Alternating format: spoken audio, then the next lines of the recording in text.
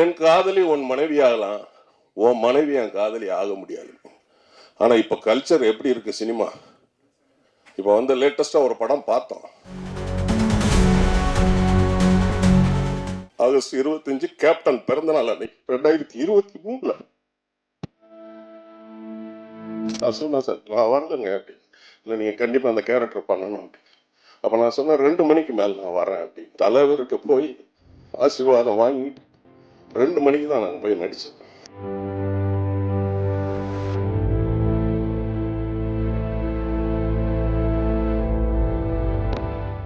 வள்ளுவன் அவர் சொன்னாரு, இயக்குனர் இதுக்கு முன்னாடி சொன்னாரு, இந்த நாட்டிற்கோ இந்த தேசத்திற்கோ துரோகம் செஞ்சால் அவனை கொன்னா கூட அது தர்மம் அப்படின்னாரு. கண்டென்ட் உங்களுக்கு கொடுத்துட்றேன். அப்போ செப்டம்பர் 27 கடந்த மாதம், நீங்களே புரிஞ்சுக்கிங்க என்ன செய்யணும் அப்படிங்கிறத. வள்ளுவன் இயக்குனராக எனக்கு ரொம்ப வருஷமாகவே தெரியும். நான் சினிமாவுக்கு வந்து கிட்டத்தட்ட 40 வருஷம் ஆச்சு. நடிக்க ஆரம்பித்தது ரமணா தான் என்னுடைய முதல் படம். கேப்டன் அவர்களால் அறிமுகப்படுத்தப்பட்டேன். இந்த படத்தை அவருடைய இயக்குனர், நான் அதுக்கு முன்னாடியே துணை இயக்குனராக இணை இயக்குனராக இருக்கும்போது அவர் படங்களில் நான் வேலை செஞ்சுருக்கிறேன். அந்த அறிமுகத்தில் ஆஸ் யூஷுவல் இதுலேயும் வந்து ஒரு போலீஸ் கமிஷனர் கேரக்டர் தான். கரெக்டாக ஆகஸ்ட் 25 2023 அன்னைக்கு அவர் கூப்பிட்டாரு. நான் சொல்லிட்டேன் நான் வரமாட்டேன் அப்படின்னு.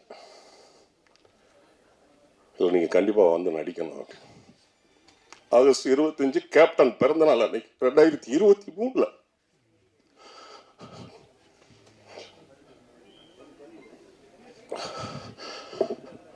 நான் சொன்னேன் சார் நான் வரலங்க அப்படின்னு. இல்லை நீங்கள் கண்டிப்பாக அந்த கேரக்டர் பண்ணணும் அப்படின்னு. அப்போ நான் சொன்னேன் 2 மணிக்கு மேலே நான் வரேன் அப்படின்னு. தலைவர்கிட்ட போய் ஆசீர்வாதம் வாங்கிட்டு 2 மணிக்கு தான் நாங்கள் போய் நடித்தேன். என் வாழ்க்கையில் இந்த படம் மறக்கவே முடியாது.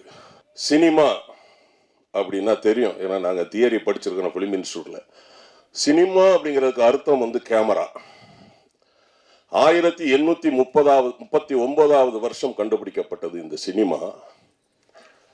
1878 மறு உருவம் வந்தது இந்த சினிமாவுக்கு. Charles, Thomas Alva Edison, Lumière brothers இவர்களால் உருவாக்கப்பட்ட இந்த சினிமாவில் இந்தியாவில் 1918 தாதா சாஹிப் பால்கே அவர்கள் ராஜா ஹரிச்சந்திரா அப்படின்னு ஒரு படத்தை முதலாக உருவாக்கினார். தமிழ்ல நடராஜ முதலியார் அவர்கள் உருவாக்கினார். நம்ம படிச்சிருக்கிறோம் சினிமாவில். காளிதாஸ் நம்மளுடைய முதல் திரைப்படம் 1931. ஃபர்ஸ்ட் உலக சினிமா படம் Roundhay Garden cinema scene, Roundhay Garden scene. இதை ஏன் சொல்ல வரேன்னா, இந்த சினிமாவில் நீங்க நான் எல்லாரும் இருக்கிறது கடவுளின் வரப்பிரசாதம். சினிமா வந்து சாதாரண விஷயம் கிடையாது. அண்ணன் செல்வமணி அண்ணன் வந்து 24 கிராஃப்டையும் அவர் வந்து ஹேண்டில் பண்றாருன்னா சாதாரண விஷயமா? சினிமா தெரிஞ்சாதான் அதை பண்ண முடியும். அதை பண்றார் அண்ணன் செல்வமணி அவர்களும் சரி, இயக்குனர் சங்க தலைவர் அண்ணன் ஆர்வி உதயகுமார் ஆகட்டும், அப்புறம் இயக்குனர் அண்ணன் பேரரசு அவர்கள். நான் நிறைய படங்கள் பண்ணால் கூட இனிய ஈஸியாக கொண்டு போய் சேர்த்து விட்டது வந்து அண்ணன் படம் தான், திருப்பாச்சி தான். பேசாம ஊருக்கு வந்தமா போனோமா இல்லாம வீணா எங்க ஊரு கோயில் விஷயத்துல தலைவரி எங்க ஆத்தாளுக்கு ஒரு ஆளை வெட்டுறது ஒண்ணுதான், 10 ஆடை வெட்டுறது ஒண்ணுதான் அப்படின்னு ஒரு அருமையான ஒரு படத்தை எனக்கு கொடுத்து, அதுக்கு பிறகுதான் நான் நிறைய படங்கள் நடிக்க ஆரம்பிச்சேன். பேரரசு சார் இந்த நேரத்தில் இந்த மேடையில் நன்றி தெரிவிச்சுக்கிறேன். அதனால சினிமாவில் நாம இருக்கிறது சாதாரண விஷயம் கிடையாது. அந்த சினிமாவில் நீங்க நான் இருக்கிறது கடவுளுடைய வரப்பிரசாதம், கொடுப்பினை. ஏன்னா சங்கர் சார் வந்து சொல்லி ஆகணும், ஒரு எக்ஸ்பீரியன்ஸ் டைரக்டர், அவர்கிட்ட நம்ம வந்து நடிக்கிறது ரொம்ப ஈஸியா இருந்தது.